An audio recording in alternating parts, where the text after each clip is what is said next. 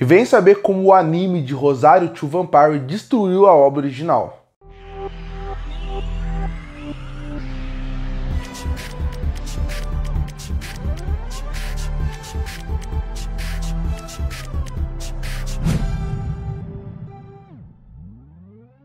Bom, e todo mundo tem aquele anime que pensa, isso poderia ser muito bom, mas infelizmente estragou, ainda mais quando você conhece a obra original. E pra mim, Rosario to Vampire é uma dessas obras, que sim, tem bastante fanservice, bastante ecchi, mas quando você pensa na obra como um todo, você tinha bons personagens, uma mitologia interessante e uma boa história contada. Mas o anime parece que não quis seguir nenhum desses caminhos. E nesse vídeo de hoje eu vou mostrar como que o anime de Rosario to Vampire destruiu completamente o que a obra original tinha apresentado, mostrando o potencial que o mangá tinha. Bom, e para quem não conhece, Rosario to Vampire foi um mangá escrito por Akeshichi Ieda e ele foi um mangá publicado entre o ano de 2004 ao ano de 2014. E ele foi dividido em duas séries. Então, se você procurar para comprar Rosario to Vampire, que foi publicado aqui no Brasil, e você pode encontrar a coleção completa, eles fizeram mais ou menos como Chainsaw Man está fazendo com seu mangá hoje em dia. Eles tiveram seu primeiro arco,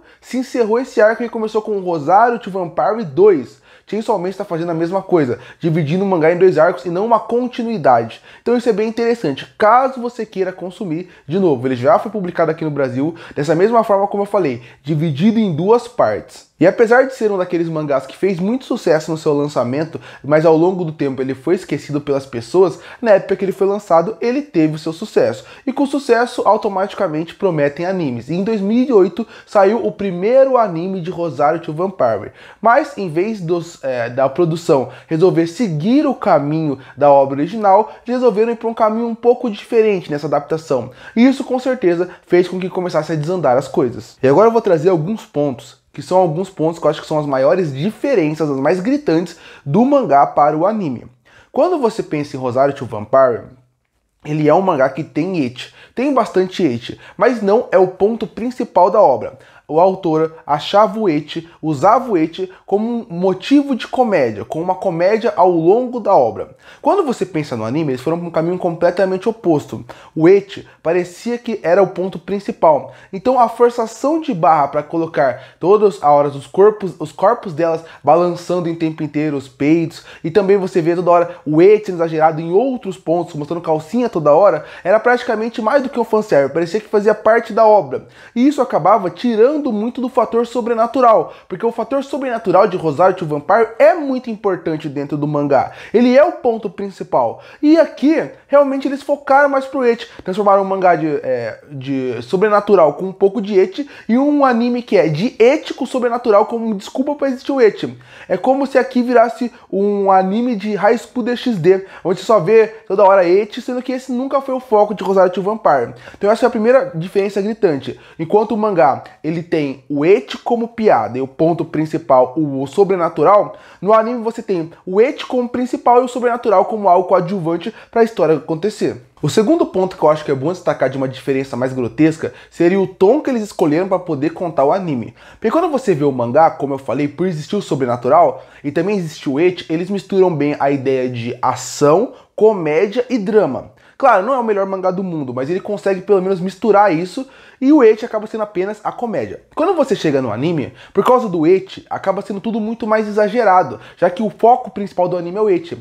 Então ele acaba descaracterizando todo o universo. Então o tom escolhido para o anime é de algo muito mais divertido, muito mais alegre, muito mais focado realmente pro ecchi, algo que sobrenatural não encaixaria aqui. Então o tom também foi escolhido de forma diferente. Enquanto você tem uma história no fundo que acaba sendo importante no mangá, no anime você não tem nada disso. E com o que acaba modificando os personagens. Mudando o tom, você muda completamente a obra como um todo. Tanto que você pode perceber que são duas obras completamente diferentes. O anime, pelo tom que você escolheu, você lê o mangá e você gera até uma estranheza se você começar pelo anime. Porque o anime realmente não representa nada que o mangá apresentou em relação a tom. Se você sente aquele clima de suspense, sobrenatural, se você sente aquela coisa de mistério e investigação. Realmente só parece um anime de comédia e isso acaba incomodando porque você acaba estragando os personagens, o universo e a história que ia ser contada, porque o tom acaba tirando tudo isso. E aí, já que eu mencionei, tem que ser falado. Com a parte de mudar como ia ser a adaptação, mudando o tom, os personagens também foram adaptados de forma diferente.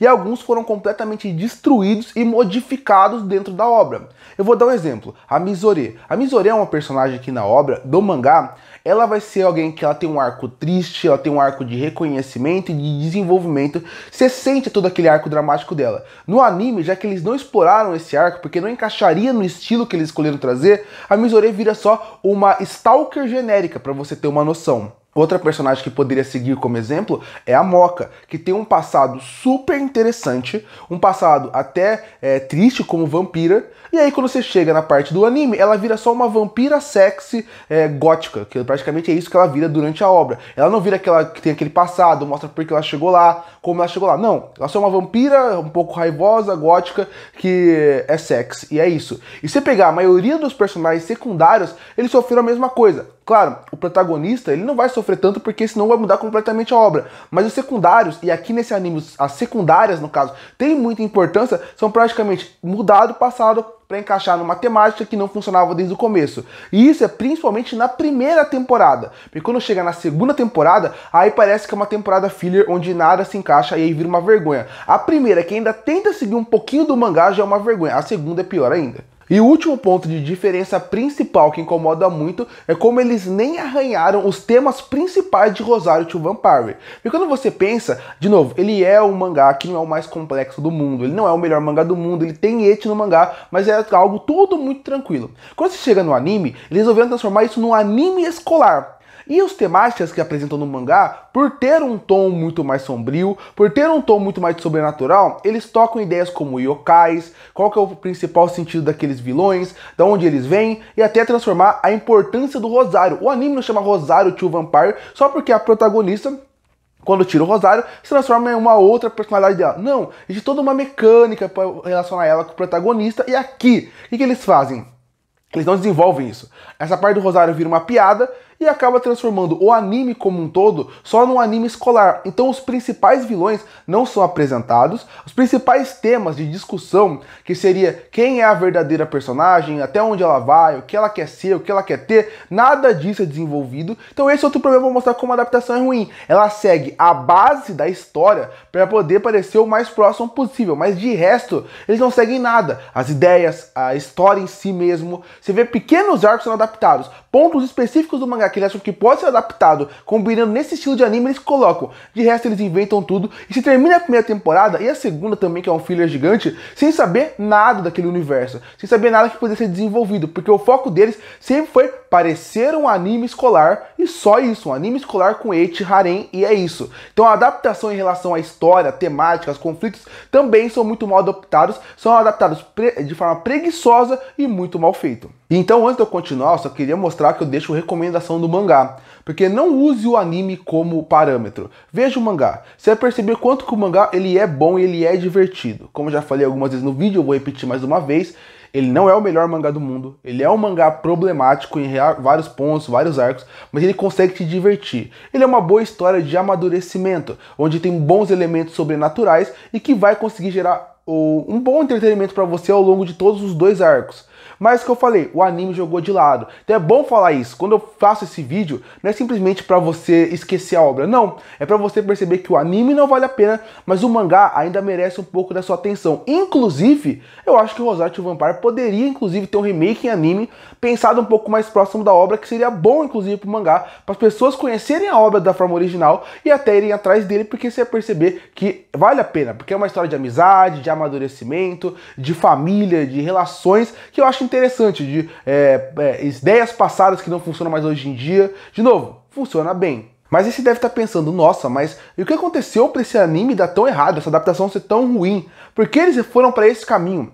Bom, para quem não sabe, na época, quem adaptou o anime de Rosario to Vampire foi o estúdio Gonzo, que era um estúdio que ele não era muito conhecido, ele é um estúdio que ele não era a melhor qualidade, porque realmente ele era conhecido pelos seus animes de qualidade bem baixa.